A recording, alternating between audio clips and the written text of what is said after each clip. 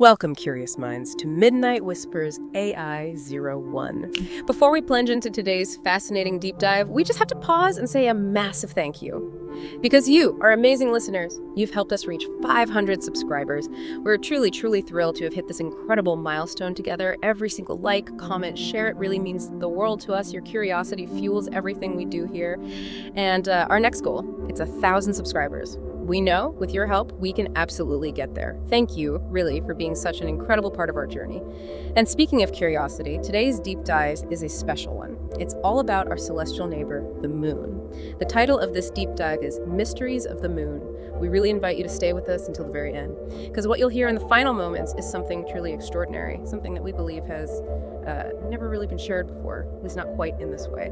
So stick around. This deep dive is going to be fascinating, mysterious, and, well, we are confident it'll keep you listening all the way through. Indeed.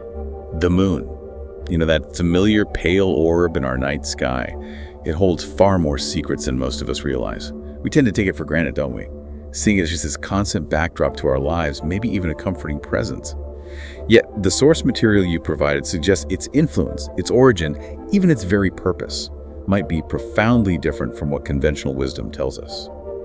We're going to unpack some truly mind-bending perspectives today. We're blending scientific anomalies with ancient wisdom and, yes, even some modern-day conspiracy theories, all centered around our closest cosmic companion. Okay, let's unpack this then.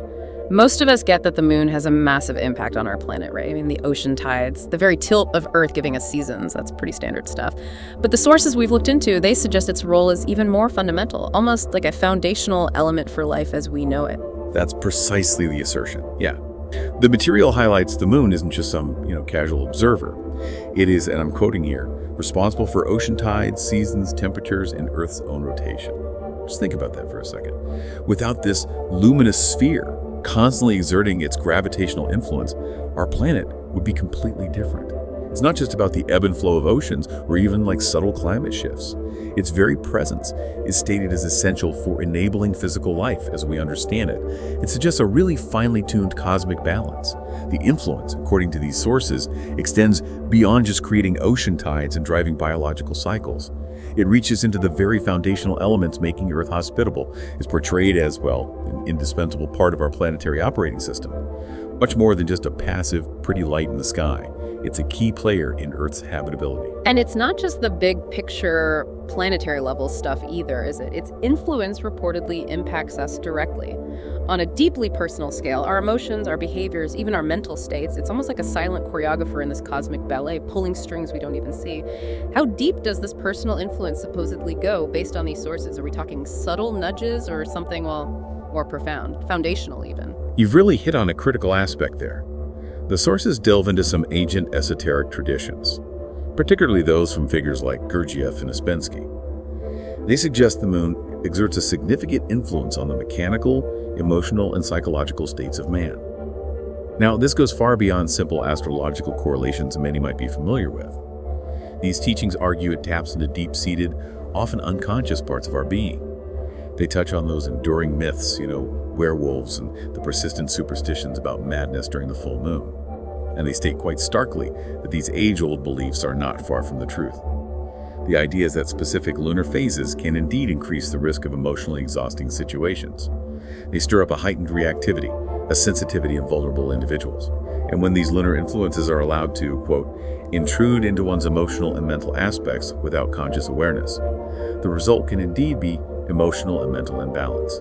It posits a direct, almost palpable connection to our inner workings, like an unseen hand guiding our basic impulses, even our moods. So, you, our listener, you might have already felt its subtle pull without even realizing it. Maybe that weird mood swing on a particular night or a strange surge of energy you couldn't really explain. But here's where this deep dive gets really interesting. What if this fundamental, deeply influential object isn't natural at all? What if that familiar face looking down on us every night was, in fact, engineered? What if it's, well, artificial. Okay, prepare yourself, because we're now diving into claims that, if they're true, they redefine everything we thought we knew about the moon. The idea of a hollow moon, I mean, it sounds like the wildest science fiction, right? Something from a comic book or a far-fetched movie. But the sources we've explored, they present some truly striking points that honestly make you pause and reconsider. This isn't just a casual theory thrown out there. There's a body of peculiar observations that proponents say strongly point to this very conclusion. Exactly. And this hypothesis, surprisingly, it isn't new.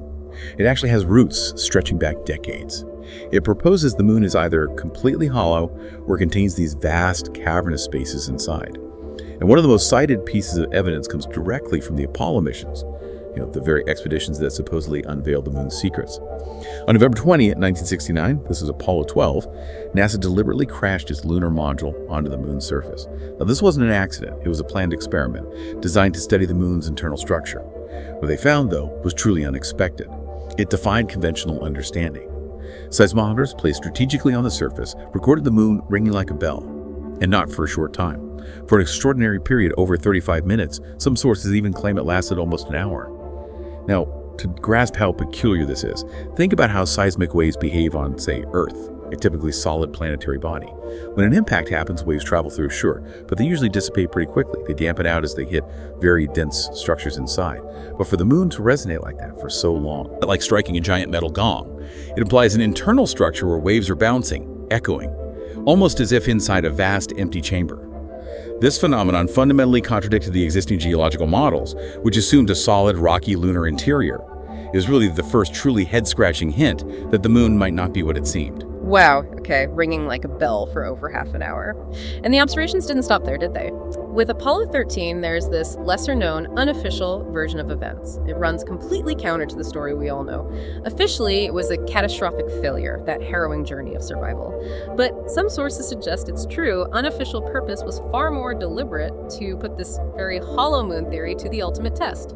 According to these alternative accounts, an explosive charge equivalent to a massive 11 tons of TNT was intentionally dropped onto the moon, a controlled experiment, a truly monumental impact designed to get a definitive response from the moon itself. And the result reported was even more astounding than the Apollo 12 incident. The moon reportedly rang like a powerful gong for an incredible 3 hours. 3 hours! This wasn't some subtle vibration. It was a sustained, deep resonance that, well, it unequivocally defied conventional scientific understanding of planetary bodies. Acoustic experts, who purportedly analyzed this according to the sources, concluded that only a powerful, empty body inside can produce such a sound. They explicitly stated that such a prolonged metallic resonance would be physically impossible for a solid, rocky mass. So this observation, if it's accurately reported, it truly suggested the moon is either hollow inside or has huge empty spaces. Which is the conclusion that, if true, completely upends our understanding of its formation, its fundamental nature. It raises that chilling question: if it's not a natural solid body, then what is it? Okay, beyond the ringing, which is already pretty mind-blowing, other physical anomalies are pointed to as evidence of an artificial construct. Let's talk about the craters. For a celestial body bombarded for billions of years, you'd expect a chaotic variety in depth, right? But the sources tell a different story. Exactly. That's where the next anomaly comes in. What's truly remarkable, according to these sources, is that despite millions of craters on the moon varying wildly in diameter size, the sheer force of impact, they astonishingly exhibit an identical depth, precisely 1.2 meters. 1.2 meters for all of them. Yeah. This uniformity is highly unusual. Frankly, physically impossible for a natural body hit by such diverse impacts over eons. This bizarre consistency has led to speculation that there's a protective metal barrier beneath the surface at a consistent depth, acting like a kind of armor, preventing deeper penetration. Furthermore, astronauts themselves reportedly found it incredibly difficult to drill into the moon's surface during missions. They hit unexpected, unyielding resistance at a shallow depth. And to add another layer of intrigue, metallurgical tests on lunar samples brought back allegedly revealed elements like brass and titanium, compounds often used in architectural design here on Earth, which are not naturally occurring on the lunar sphere. This suggests not just a barrier, but one constructed from specific, engineered, non-native materials. Brass and titanium. Wow. Okay. And if that wasn't enough to make your jaw drop, there are these claims of massive geometric structures on the surface itself, captured in images that, if true, are truly breathtaking and defy natural formation. Precisely.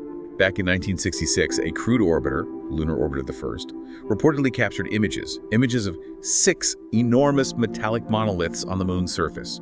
These weren't subtle rock formations. They were described as having incredible geometric precision, far too large and perfectly shaped to be natural. One source even says these structures could be taller than Earth's skyscrapers, stretching hundreds of meters high. Taller than skyscrapers. Yeah. And a Russian space engineer, Alexander Gromov, reportedly studied these images. He observed their arrangement precisely corresponded to the Great Pyramid of Giza, a stunning, almost symbolic alignment implying deliberate, maybe even coded placement. Now, NASA initially dismissed these as optical illusions, refused further investigation, but Apollo 17, years later, reportedly reobtained images of these same structures from a different angle, which, for these theorists, lent more credence to their existence, suggesting they were indeed physical objects, not just tricks of light. So after hearing about the ringing, the perfectly uniform craters, these geometric monoliths, it's almost impossible not to ask, does all this evidence lead us to conclude the moon is an alien spacecraft, a deliberate construction?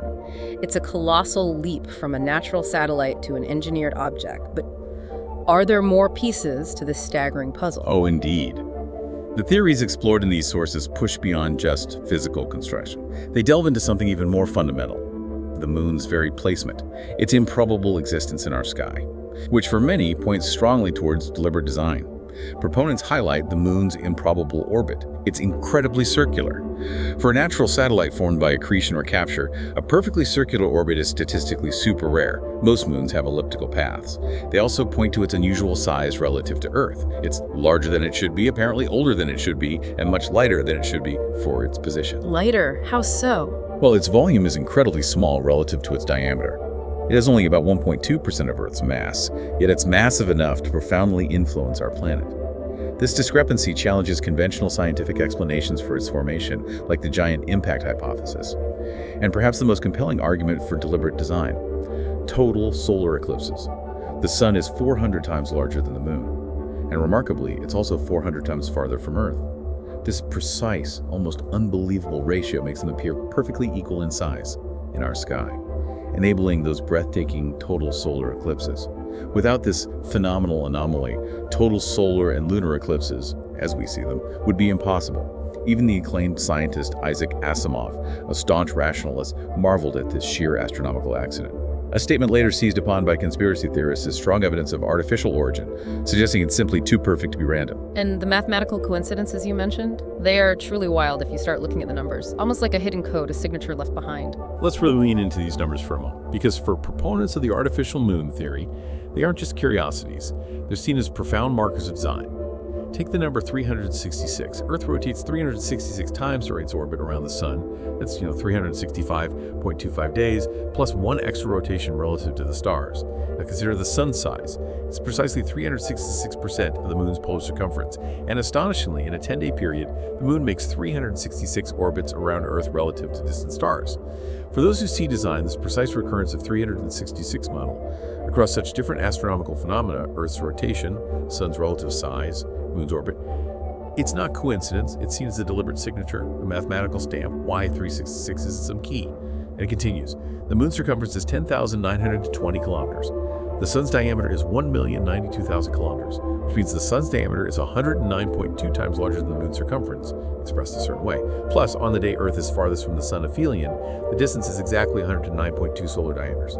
This recurring 109.2 value connecting moon's dimensions, sun's diameter, Earth's sun distance. It's another improbable synchronicity. And consider this: the moon's polar circumference is precisely 27.3% of Earth's polar size. And incredibly, the moon orbits Earth every 27.3 days a sidereal month. Furthermore, in that same 27.3-day period, the moon traverses exactly 192 kilometers along Earth's equator due to its orbital motion. For proponents, this recurring 27.3 is another powerful signature, linking the moon's size directly to its orbit and relationship with Earth. These astonishingly precise numbers, viewed together, lead to a profound question. Are they a great project, a meticulously engineered body, or just an incomprehensible series of coincidences defying probability? For many, the sheer statistical improbability points towards deliberate, intelligent design. So, if the moon is indeed an artificial construct, Yeah. who are the people or entities behind these audacious ideas? And what do they say about its ultimate purpose? I mean, if it was built, it must have been built for a reason, right? Right, and that's where the narrative broadens, drawing from all sorts of sources and historical accounts. Ancient traditions, for instance, offer some of the earliest, most intriguing hints at a non-natural origin. Greek philosophers like Aristotle and Plutarch spoke of a time before the moon existed. African Zulu legends, too, particularly from the shaman Credo Mutwa. He described a hollow, egg-like planetoid brought here by advanced alien beings, the children of the stars. These legends often depict a terrible cataclysm upon its arrival, a global flood, a chaotic shift that reshaped early Earth, nearly annihilating humanity. This implies a preordained function and a profound, maybe destructive impact. Moving to more recent history, 1970, two Russian scientists, Mikhail Vasin and Alexander Sherbakov, caused a stir. They concluded, after years of research on lunar anomalies, that the moon was placed in orbit eons ago by sentient beings, a currently unknown society. They argued if advanced life on Earth developed only because the moon is precisely what and where it is, with all its improbable traits, it's irrational to consider it natural. Their work was one of the first times this artificial moon theory gained, albeit controversial, scientific traction. And authors like Christopher Knight in his book, Who Built the Moon, suggests the moon is artificial and was built to tell us that it is artificial. He believes this message is encoded in decimal arithmetic, our base 10 system, unique to us. He argues these mathematical coincidences we discussed are seemingly directed solely to a 10-digit species living now on Earth. That's humanity. Its ultimate purpose, some speculate, was specifically to create all life, especially humans, suggesting an almost divine role in our existence, like a cosmic incubator, a planetary engine. Okay, if the moon is artificial, then its influence might be far more deliberate and, well, profound than we imagine. The sources delve into these esoteric systems that suggest a truly startling relationship between the moon and humanity, that we are food for the moon. That's a truly unsettling thought.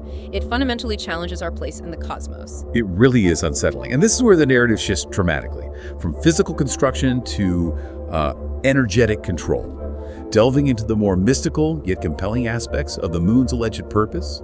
Esoteric teachings, again from figures like Gurdjieff and Uspensky, propose a radical cosmology. It's truly mind-bending. They suggest the moon acts like a giant electromagnet that attracts all organic life on Earth and sucks in the essence of the souls of dying creatures. Now, this isn't presented as a metaphor. It's presented as the literal description of an energetic process.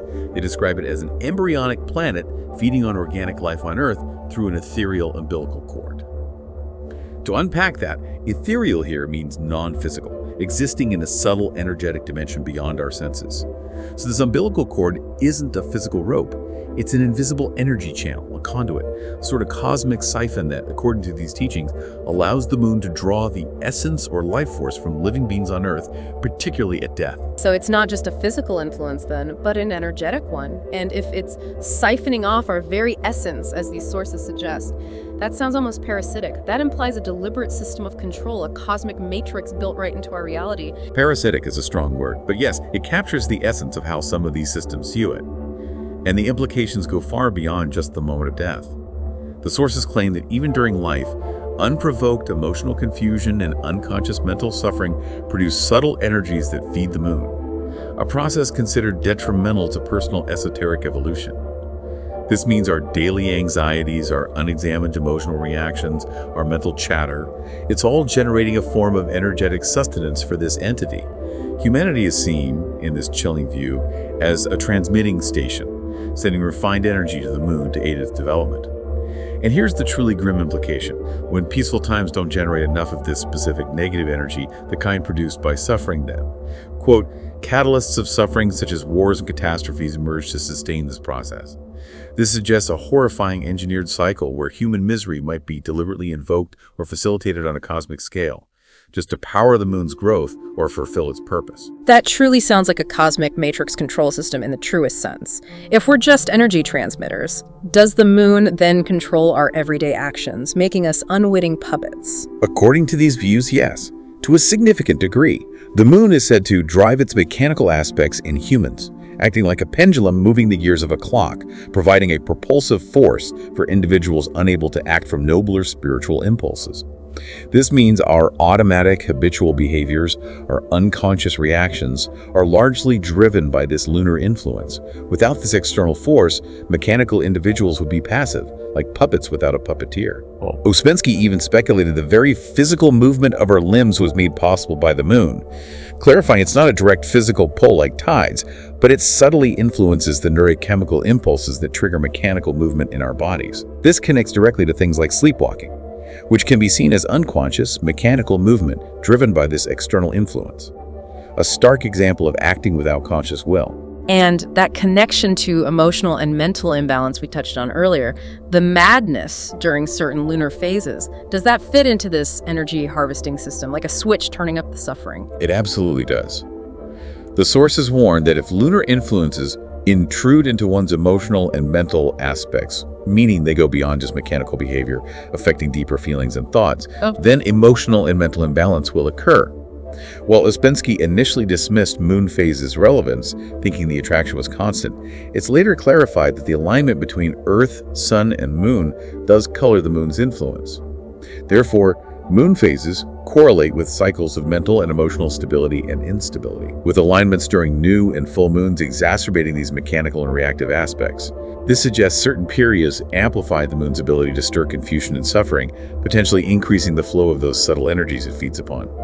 The implication is a system designed to keep humanity in a state of unconscious reactivity, constantly generating the energetic byproduct it needs. So what does this mean for you, our listener? If you want to break free from this puppeteer and reclaim your own conscious will, is there a way out? Or are we just trapped? Well, the true insight here, beyond the unsettling nature of the claim, is this radical reinterpretation of personal agency. The path to liberation in these esoteric teachings involves strengthening self-awareness and conscious choice. Ouspensky suggested we must create the moon within ourselves, develop an inner driving mechanism, a core of elevated consciousness to replace the external lunar influence. This means stopping the waste of useless energy, idle emotions, fantasies from uncontrolled imagination, uncoordinated mental gossip and chatter. Essentially, to cease feeding the moon during life with our negative unconscious energies. Every moment of conscious choice, every effort to cultivate inner peace and presence.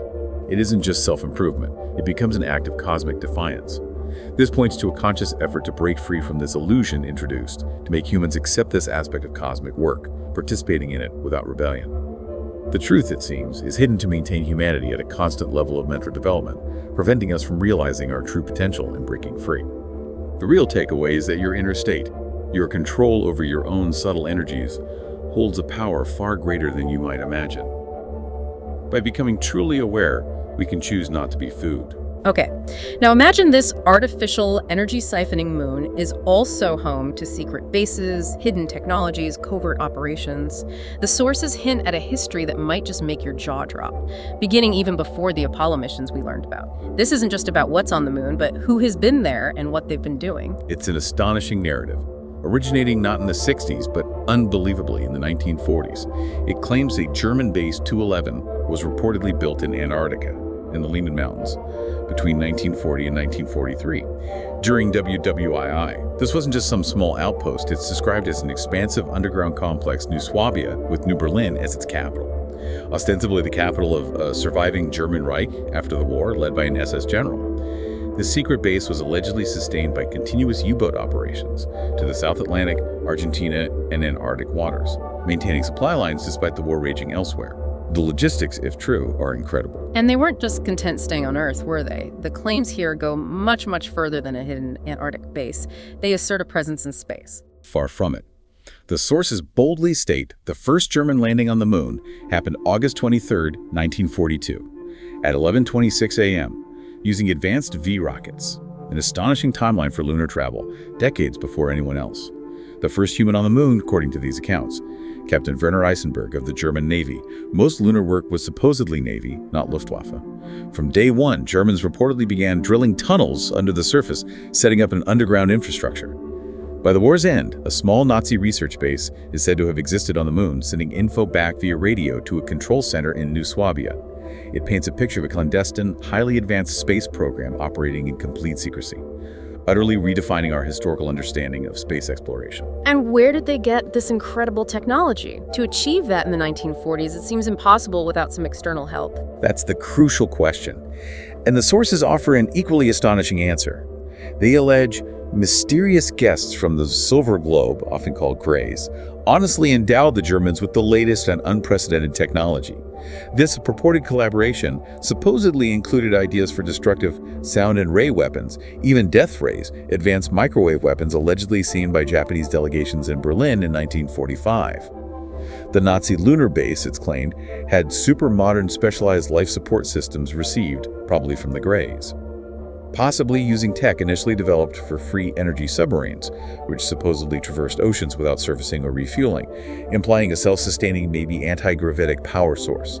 This suggests a direct technological exchange with non-human intelligences. And they found more than just alien tech up there, right? The moon supposedly held ancient secrets, remnants of previous visitors. Indeed. The Germans, reportedly with Grey assistance, encountered a legacy of an ancient civilization on the moon.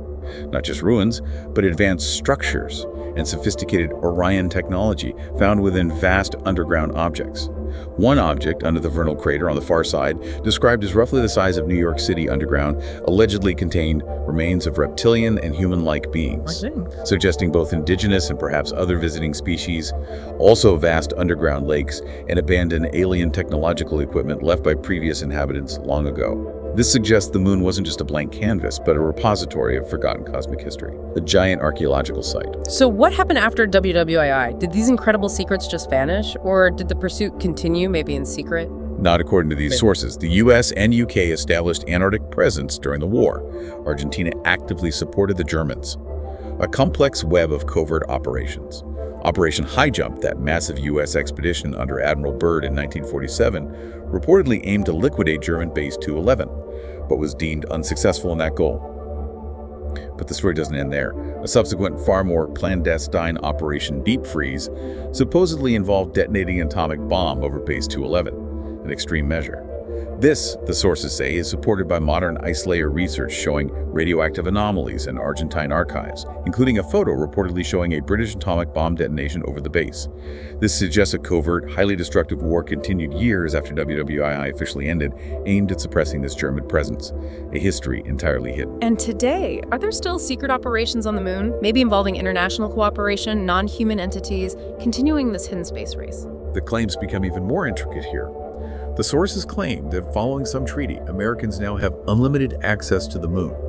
Russians not far behind, with their own secret group, Black Gaza.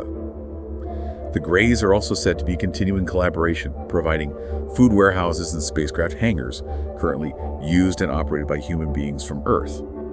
Furthermore, artificial environments are constantly being created on the moon to house personnel selected by the world government.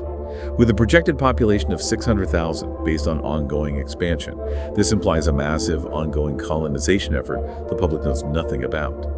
Even more dramatically, the moon is reportedly treated as Earth's first line of defense against malevolent races near our solar system, leading to development of advanced weaponry there. Particle weapons, atomic weapon technology, plasma guns, and antimatter weapons, far beyond public knowledge. Advanced alien terraforming tech is also supposedly being used to create an atmosphere, implying long-term habitation plans may be a new terrestrial environment being built right above us. This sounds less like science fact, more like something from a blockbuster movie, a whole hidden history of space. But beyond secret bases and aliens, there are also direct astronaut testimonies, observations that, for some, hint at these hidden truths, making it all the more chilling. One of the most famous comes from Apollo 10, May 1969. On the far side of the moon, out of radio contact, astronauts reportedly heard amazing music from space. Specifically, bizarre electromagnetic tones, eerily similar to frequencies recorded near Saturn's rings. Recordings of their puzzled conversations were suppressed for decades, only recently declassified.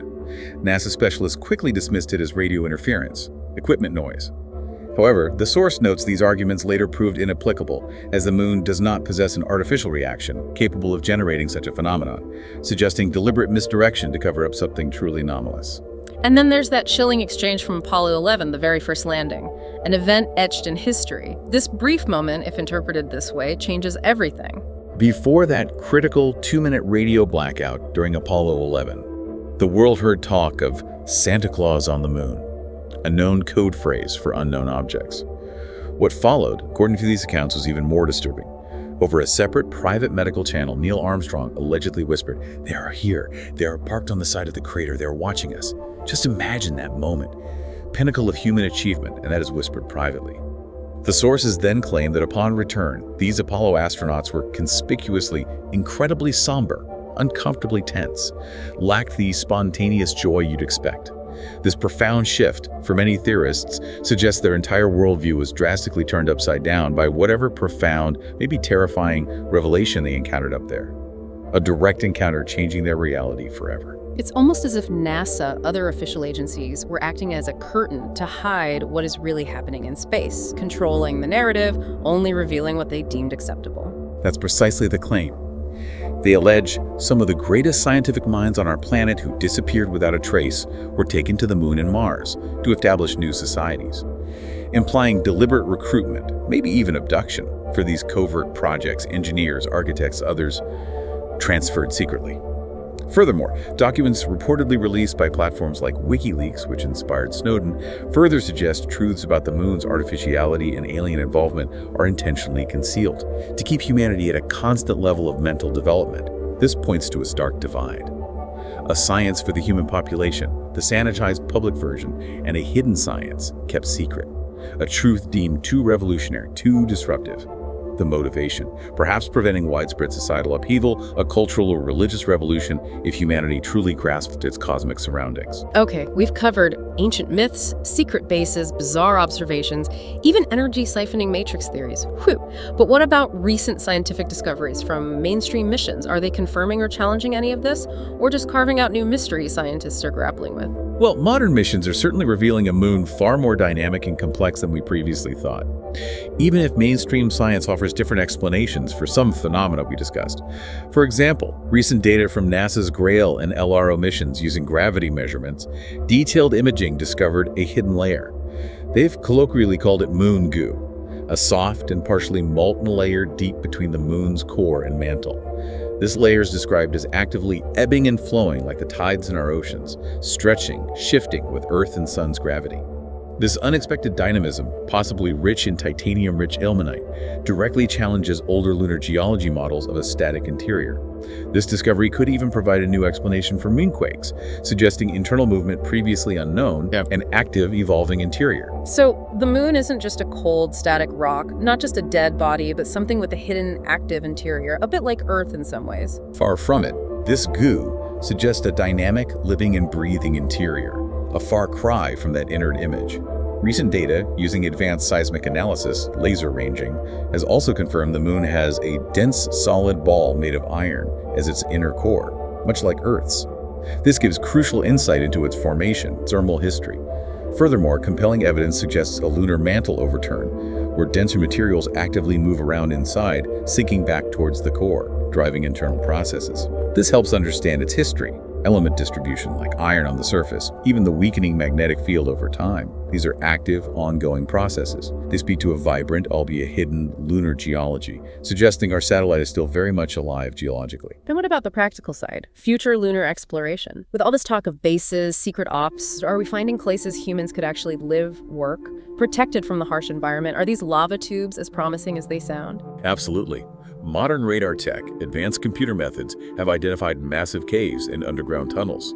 These lava tubes, formed billions of years ago by ancient volcanic activity, flowing lava created hollow channels. These vast subterranean networks could provide crucial protection. From radiation, extreme temperature swings maintaining a surprisingly comfortable, consistent 63 degrees Fahrenheit in some areas, according to simulations and meteorite impacts. There are even potential sources of water ice, invaluable for future missions. Recent missions underscore this potential. India's Chandrayaan-3 successfully landed near the South Pole, detected sulfur, a key element for building infrastructure, potentially supporting life, vital for industrial processes. Water ice has also been found in permanently shadowed craters at the poles, even scattered in dust in sunlit areas. This water ice is absolutely vital for future bases. It can be converted to drinking water, breathable oxygen, even rocket fuel, making sustainable human presence a real possibility. These discoveries paint a picture of a moon with unexpected resources, potentially habitable zones, opening exciting new avenues for future human endeavors, whether overt or covert. So what does this all mean for you, our listener, and our understanding of the moon's true nature? We've presented so many different perspectives, from the deeply conventional science to the wildly speculative, esoteric claims of an artificial energy siphoning matrix. It's a lot to take in. It certainly is. The sheer volume of anomalies, the ringing, the crater depths, the metallic elements, the structures, coupled with ancient narratives of a pre-moon era, esoteric interpretations of a living, energy-harvesting entity, and even modern discoveries revealing unexpected internal dynamics. They all paint a picture of our moon that is far from simple. Whether you lean towards a natural formation explained by, say, the giant impact hypothesis, or find compelling arguments for deliberate design by advanced intelligences, the questions raised about its purpose, its profound influence on Earth, us, and the hidden truths surrounding it are truly profound. Does its perfect alignment with the sun during eclipses suggest a grand blueprint, an architectural marvel? Or are we just experiencing a cosmic coincidence our brains find patterns in? And if humanity is truly being fed by the moon, even unconsciously, what does that mean for our collective future? How might we achieve liberation from such a pervasive influence? It really challenges us to consider that the familiar orb in our sky might hold secrets we are only just beginning to grasp, urging us to look beyond the obvious and question everything. If you made it to the end of this deep dive, and we know you did, that means your curiosity runs deep. Thank you. Because it's people like you, the ones who keep searching, who stay until the very last moment, that make all of this possible. And as always, stay curious. Keep searching for answers. Because they're always out there. You just have to know where to look. You've been listening to Midnight Whispers AI01. Until the next deep dive, we can't wait to share more with you. And once again, thank you so much for helping us reach 500 subscribers. See you soon.